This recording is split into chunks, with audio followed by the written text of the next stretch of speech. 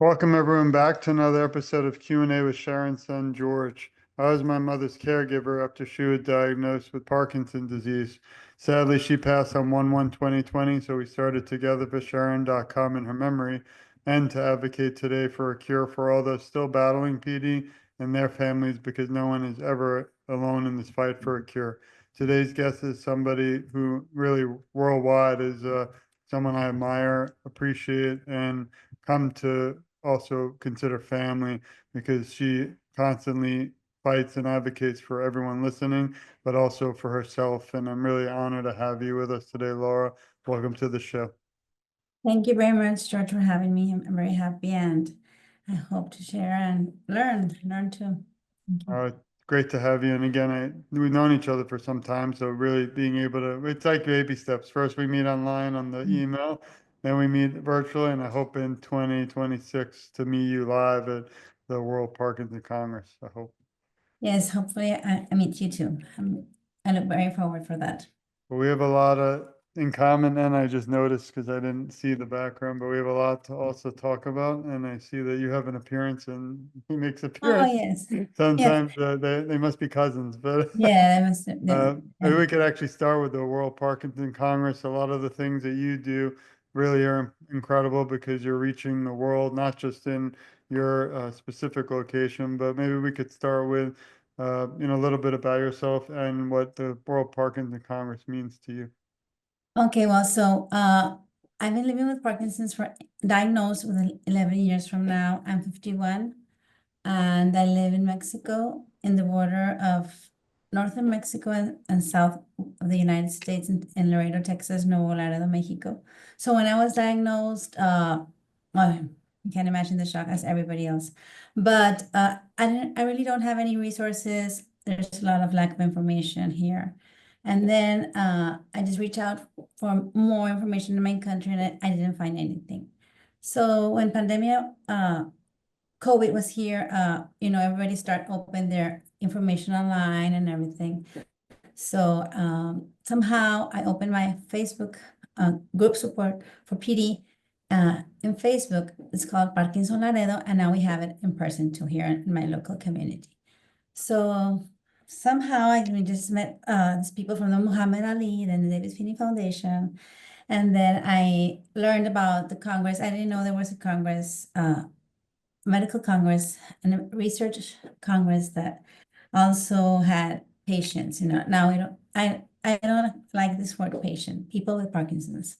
So I applied for the grant, the travel grant, because I thought it was going to be so expensive. I thought I'm never going to had the opportunity to go there. So when I did, and it was a learning experience for me, because I was aware then that there's a lot of information, there's a lot of resources, not only medical, but also treatments and others, like maybe meditation or yoga or things like that can also help you. So then I just spoke up, and I was a panelist there. I shared information with all my Parky friends, as I say, and were also kind, because I told them, well, we don't have this in Spanish. We don't have this in Hispanic community. Can you please somehow help us and make this information in Spanish? So they all were very collaborative, and I was so happy. I mean, everybody started to do this in Spanish. The ones that did, some of them already had them. For example, the Parkinson's Foundation, the Davis Phinney had just become to do things in Spanish. So from there on, I think a world of opportunities just open to me, and also my mind, because sometimes the limits, we put ourselves some limits, and it was just great, because my mind just blew and blew and blew away. And I think that maybe this phrase gets, may your dreams be your wings, or something like that. You could just go everywhere you want, because everybody's connecting and everybody's helping out. Well, again, it's an honor to have you here. You said so much, and we have so much to talk about. I'm glad you started there. One thing that kind of a lot of what you said is I think the number one problem is awareness. So by us joining together, I do feel we can gain more ground and cover more areas. But I've been focusing and just wrote a blog about the Latin and Spanish population, how we need more attention. Everyone who watches the show knows me. My wife's Cuban, and our three children are really Cuban. I just love the culture, the background, diversity, and the people. They've made a home for me, and I do the same for them. And I actually would hope, maybe we'll talk after, but I'd love to turn My Son's Journey, my book, into Spanish, because my mother-in-law only speaks Spanish, so sometimes Oh, it's hard to communicate. understood. I took it for 10 años, but I don't remember all.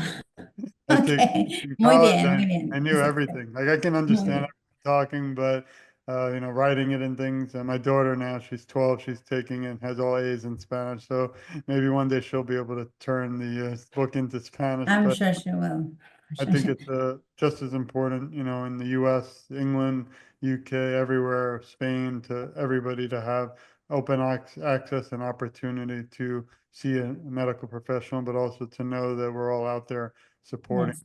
So I appreciate all you do. Oh, thank So you. much more again to get to, and wanted to talk, what do you think we can do to get more attention and awareness to the Hispanic community? And also, you mentioned Davis Phinney. Was there a Yeah. reason why you kind of work with them mainly? Or I know you work with a lot of different individuals like us, but well, maybe you could talk a little bit about that. Yes. Well, as I said, I had my local group support in Facebook and in person after COVID. And then Claudia Martinez just contacted me and invited me to be a Davis Phinney Hispanic ambassador.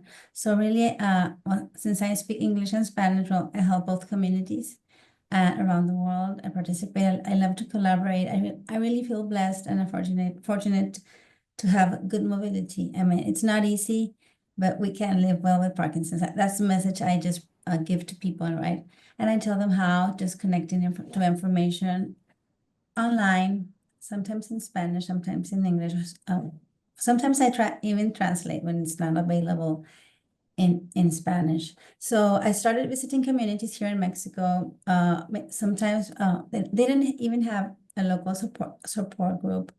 Some of them started just to form their associations and giving them education, basically. As I said, right now, for example, I am collaborating with the World Parkinson's Congress for next 2026. I'm in the fundraising committee, and the money we hopefully have or just fundraise is going to be for the travel grants for YOPD, so more people can access this information, specifically the ones who were diagnosed at an early age.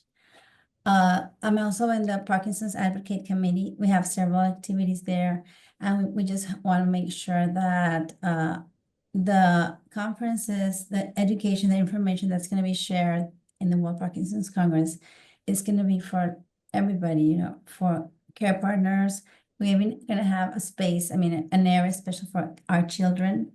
I think that's very important. But my caregiver, my husband, he says he's not a caregiver because I can move and everything, but he is. So maybe he doesn't know yet what we're going to, right? But well, my children, I think they need just to speak out and be listened to. So Mariana is 25 and Alejandro is 21. I mean, they're not kids anymore, but I think it's important for them just to maybe share information with other persons like them who their parents have Parkinson's, right? Uh, I was so happy when they shared with me that they wanted to be volunteers at the WPC. So I'm really collaborating. I'm really making actions. I mean, doing things to make more Parkinson's awareness.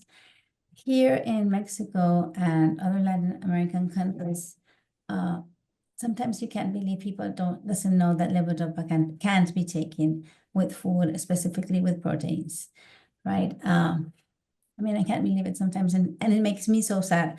So that's why I have just to double my efforts and join people and just join efforts, join efforts and do things together. We don't have to do something that's already done, just I'm so happy I got to know you, And I'm so happy that I'm a Davis Phinney ambassador and that the WPC invited me to participate, because that's the way the world or life is telling me that we have to spread out the message more. We have to do more.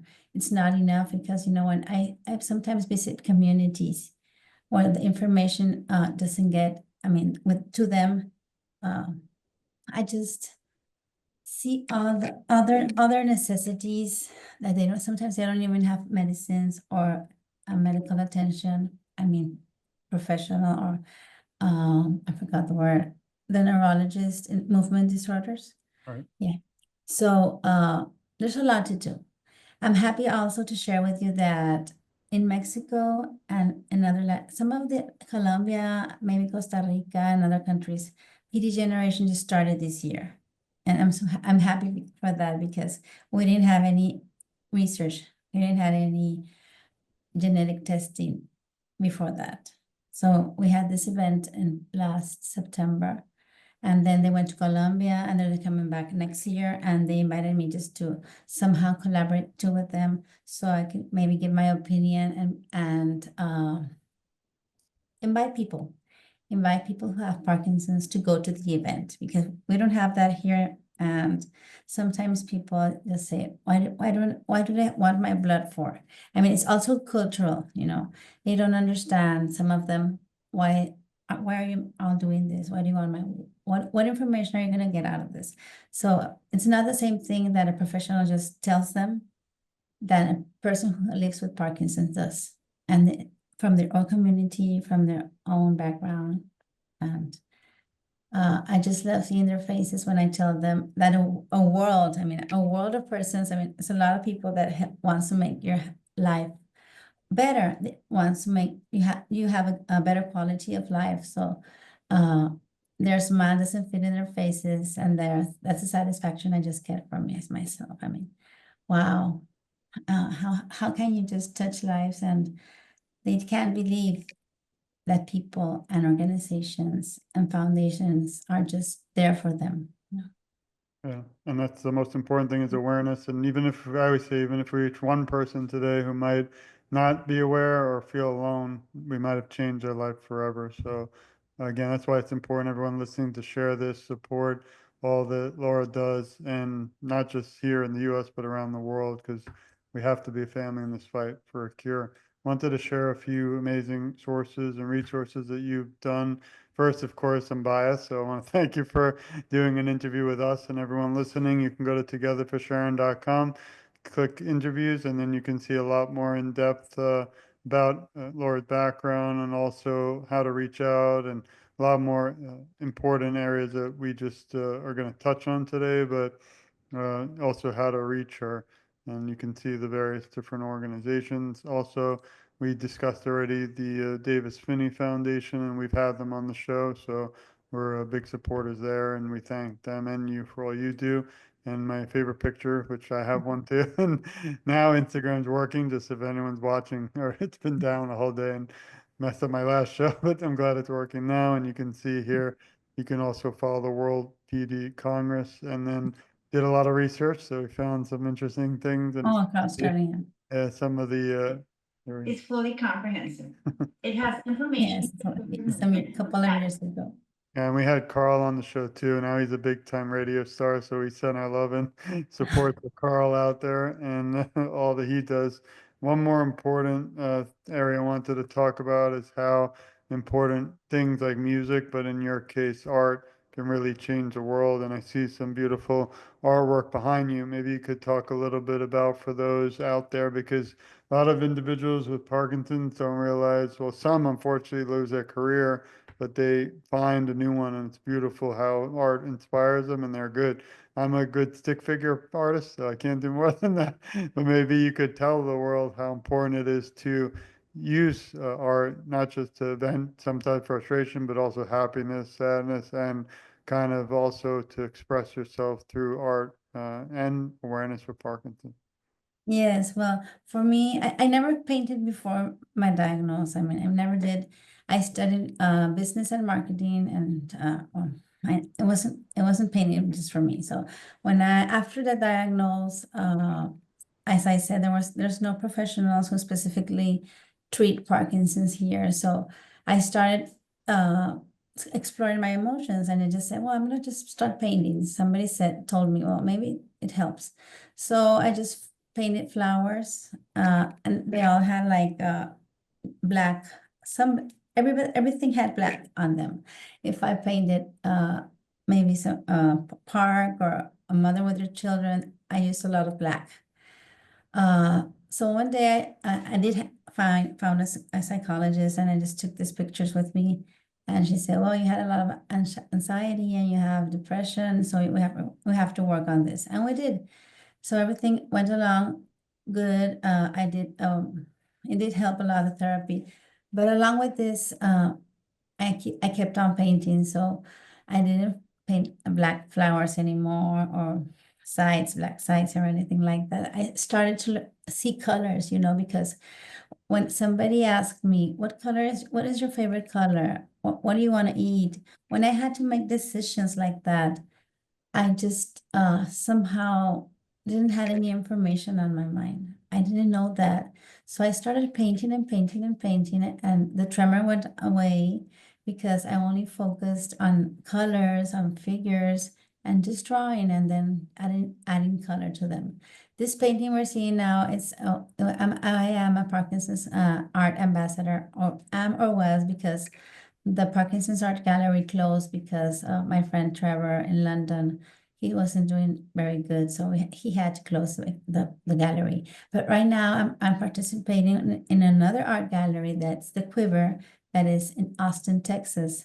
So for me, painting is a way of expressing myself and exploring my emotions. Sometimes I paint pain, sometimes I paint happiness, sometimes I paint family. So I think I just see my process with Parkinson's through my paintings, and I can't sell them. Sometimes they ask me if I want to participate in an auction, for Parkinson's research or things related to Parkinson's, and I do. I'm very grateful that they consider me.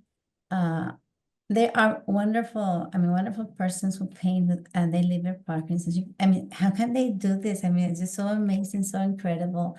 So I collaborate with the Quiver Art Gallery in Austin, and we invite people from all over the world to participate. The last one was in Austin, the last silent auction and a PMD Alliance event. So it's a wonderful way to learn to connect to your inner you. I mean, to who you are really, and learn or make yourself so aware that you're not Parkinson's, and it doesn't have to be the center of your life. You can do many things with these hands that maybe once they had tremor, right now they can create, they can do.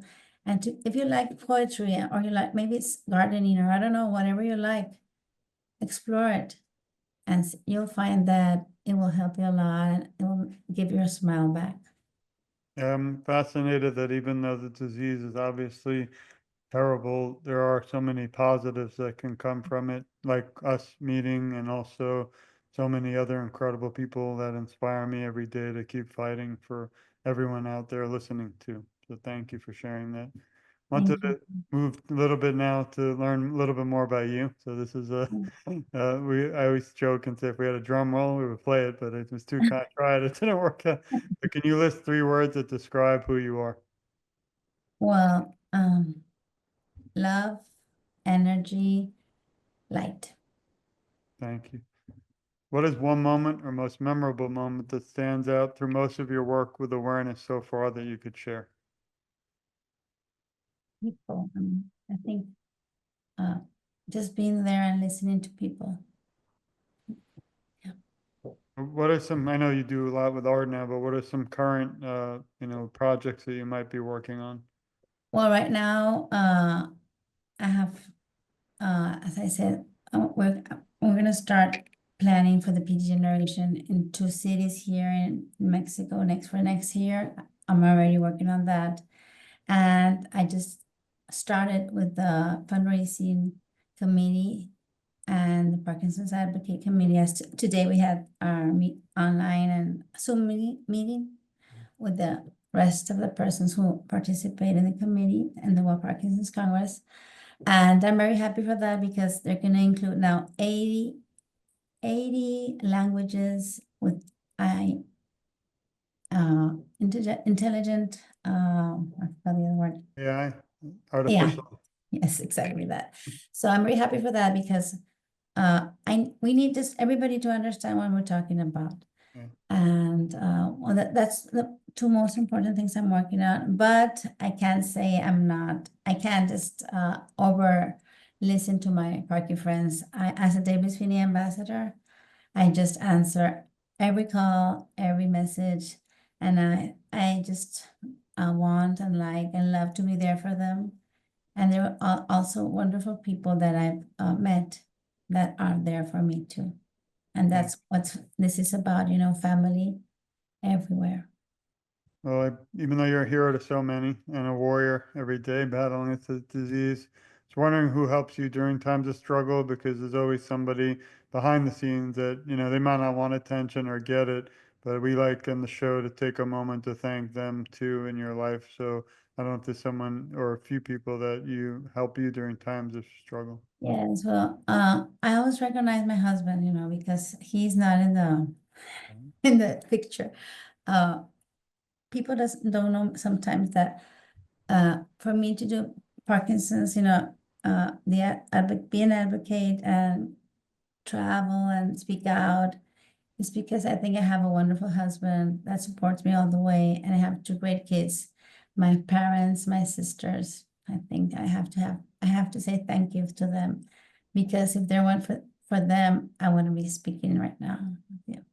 Well, we send our love and support to them too, and thank them, because sometimes, again, they're behind the scenes, but they also help us. Yes. I know my wife and my children, they didn't stand by my side. I don't think I'd be able to do this. Exactly. Here's a tougher question, not that that one was easy, but likely someone may just been diagnosed with Parkinson's. What advice could you provide them? Well, it was really hard, because uh, a month ago I just could say anything, but right now my sister was just like diagnosed like 3 weeks ago, and I thought I had it like already my words without just feeling, but I tell them like, you're not alone. You don't have to be so hard on yourself. There's a lot of people just wanting to help out. We respect your process, but I only want to tell you that my hand is here for you, and I'll just be happy to listen anytime you want, and I'll give you the information you need step by step, depending on when you need it, because everybody is different, but you don't have to do this by yourself. So I'm here for you. Yeah, we don't have enough research, I guess, if it's genetic, but I always wonder, I could still get it. And we fight not just for us, but for our children too. I had a guest on recently, and I couldn't believe she spent a few minutes saying how many people in her family had it. And, but then you speak to someone else who doesn't have it in the family. So it's so kind of still a lot more research needs to be done, but thank you Yes, for sharing. there's a lot of research to be done. Well, here's a more fun one to get out of the tougher Okay. topics, but we cover everything here on the show, and we appreciate all our guests for all they share. Who is your hero and inspiration? Oh my God, well, there's a lot of people, but uh, I can't name only one. I always say that I'm gonna say it in Spanish and then translate it. Please. Mis maestros de vida son mis compañeros, like my party friends, everybody who has just touched my heart, with friends who have Parkinson's, people who have Parkinson's. They're like great inspiration and motivation for me, because I really feel lucky. I feel blessed. 11 years living with Parkinson's and doing okay, or I can't just I forgot this word. I just feel great. I have a lot of energy, so they are my inspiration. Thanks. My Yeah, PD community. I encourage speaking in Spanish too, because I love it. So, Yes. this one you kind of mentioned, but what drives and motivates you to keep fighting? Because, unfortunately, my mother had it for 15 years, and she was only 69 when she passed, but she didn't know. Back then, we didn't know anyone. We didn't have support. I felt alone as a caregiver. She never met anyone who had Parkinson's. So she was very private. I think the first 7 years, she didn't even want to tell her family because she felt she didn't want to burden us, which I wish she did. But I always see such inspirational people today out there on the front lines fighting, which we need because, you're really fighting for everyone. So that's the first part. And then the next one, maybe we could talk too about young onset Parkinson's. Well, yes, thank you. Well, my motivation are the persons who just helped me, or my kids, Mariana and Alejandro, were just very little. They were about 6 and 9, 6 and 10, something like that. So I said to myself, they can't have a mother like this. I was very slow. I had all the symptoms you want to just can't imagine. And I just started and I said, nobody's going to stop me. I told the doctor, what do I have to do to get better? And I started working on that. And thank God I did get better. I mean, it's discipline, it's a lot of attitude, it's a lot of things, but somehow I managed it just for today. I mean, step by step, day by day, but I feel good. And the other, can you repeat the other one? Yeah, I mean, we have a lot of younger people on, and Oh. I do it not on purpose, but just because you're all like my family and I'm younger, but I do want the stigma out there to be Yeah. gone, that it's only, no one young could ever have it, which is false. Now more and more people are getting it diagnosed, and I also like throwing the stigma that it's only, old males or white males, which is not true either. And that we need everyone to understand it can occur to anyone, whether it's race, gender, any culture, background, and state, country. Because I've interviewed 1,000 people. I don't know how, but I have around the world, and I kind of don't joke. But even in Iceland and Nova Scotia, places you wouldn't even think of, are affected by Parkinson. Yes, well, I was diagnosed when I was 40, and it really surprised me. My parents are doctors, and they maybe love, love sees, when you have children, I mean, you don't want them, nothing bad to happen to them. So it was years before I was diagnosed. And parents didn't notice anything. So I didn't understand what was going on with me. Why did I had tremors? Why I was so slow?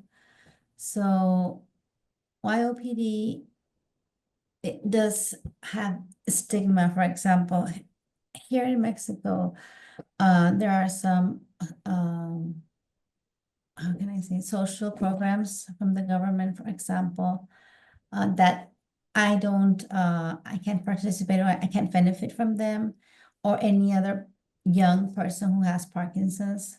I know people here in Mexico that are in their 20s and they live with Parkinson's. They already have been diagnosed. So they don't get any help. They can't have there are no treatments available. There are no programs for physiotherapy, rehab, or anything.